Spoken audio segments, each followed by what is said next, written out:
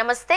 రాజకీయాలలో ఎన్నికల సమయంలో అవగాహనకు రావడం చూపిస్తూ ఉంటారు. అదేంటో గాని దశాబ్దాల పాటు ఒక రాజకీయ పార్టీని మరో రాజకీయ పార్టీ మోయడానికి ఎన్నో ఏళ్ల ముందే ఒప్పందం చేసుకోవడం ఆంధ్రప్రదేశ్లోనే చూస్తూ ఉన్నాం. రాజకీయ వైచిత్రి అంటే ఇదే కాబోలు. కేవలం వైఎస్ జగన్మోహన్ రెడ్డిపై వ్యక్తిగత ద్వేషంతో చంద్రబాబు నాయుడు, ఆ తర్వాత ఆయన కుమారుడు లోకేష్ నాయకత్వాన్ని మోయడానికి జనసేన అధ్యక్షుడు డిప్యూటీ సీఎం పవన్ కళ్యాణ్ సిద్ధపడడం సొంత పార్టీ శ్రేణులను కూడా విస్మయపరుస్తోంది. ఎంతసేపు ఆ రెండు సామాజిక వర్గాలేనా రాష్ట్రాన్ని పరిపాలించేది? మిగిలిన సామాజిక వర్గాలకు అధికారం దక్కకూడదా అని ఎన్నో సందర్భాలలో పవన్ కళ్యాణ్ ప్రశ్నించారు. దీంతో తమ సామాజిక వర్గానికి చెందిన పవన్ కళ్యాణ్ను సీఎంగా చూడాలి అని కాపుల్లో బలమైన ఆకాంక్ష ఆవిర్భవించింది. ఈ దఫా చంద్రబాబు నాయుడుకి రాజకీయంగా మద్దతిస్తే ఆ తర్వాత పవన్ను సీఎం చేయడానికి టీడీపీ అండగా నిలుస్తుంది అని కాపులు ఆశించారు.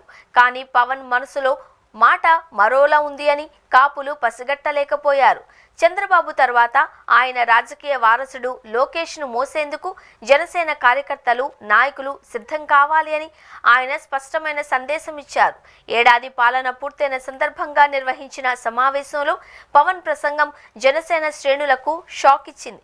ఇకపై పవన్ను సీఎంగా చూడాలి అన్న ఆకాంక్షను చంపేసుకోవాల్సిందే అని వాళ్ళు ఒక నిర్ణయానికి రావాల్సిన పరిస్థితి. చాలా మందికి ఒక ఆలోచన ఉండవచ్చు, మళ్ళీ ఆ ప్రభుత్వం వస్తుందేమో, వస్తే ఏమవుతుందో అని.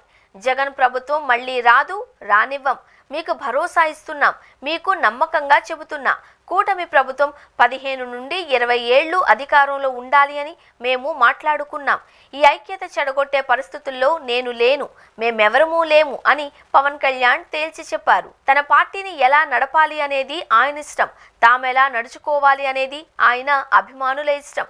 ఇంకా 15 నుంచి 20 ఏళ్ల పాటు తాము కలిసే ఉంటామని, అధికారం తమదే అని ఆయన అనడం విశేషం.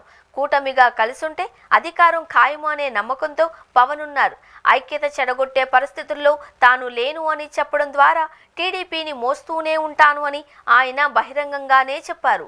ఈ నేపథ్యంలో పవన్ను రాజకీయంగా ఉన్నత స్థానంలో చూడాలి అని ఇంకెవరైనా ఆయన అభిమానులు అనుకుంటుంటే ఆ కోరికను ఇప్పుడే చంపేసుకోవడం మంచిది.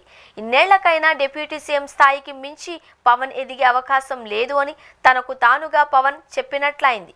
బాబును మాత్రమే కాదు, ఆయన వారసుడైన చినబాబును రాజకీయంగా భుజాలపై మోయడానికి తాను ముందే ఒప్పందం కుదుర్చుకున్నట్టు చెప్పకనే చెప్పారు. ఇక నిర్ణయించుకోవాల్సింది పవన్ అభిమానులు, జన సైనికులే. ఎందుకంటే ఎక్కడైనా ఒక రాజకీయ పార్టీ అధ్యక్షుడు తాను సీఎం కావాలనో మరేదైనా ఉన్నత పదవిని అలంకరించాలి అనో కోరుకుంటారు.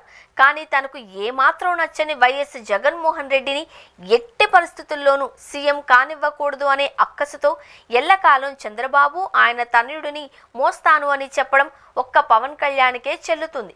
వ్యక్తిగత ద్వేషంతో రాజకీయంగా తాను మాత్రమే కాకుండా తనను అభిమానించే కార్యకర్తలను కూడా రాజకీయ బానిసలు చేయాలి అనుకోవడం అనే ఆలోచనే భయపడుతోంది.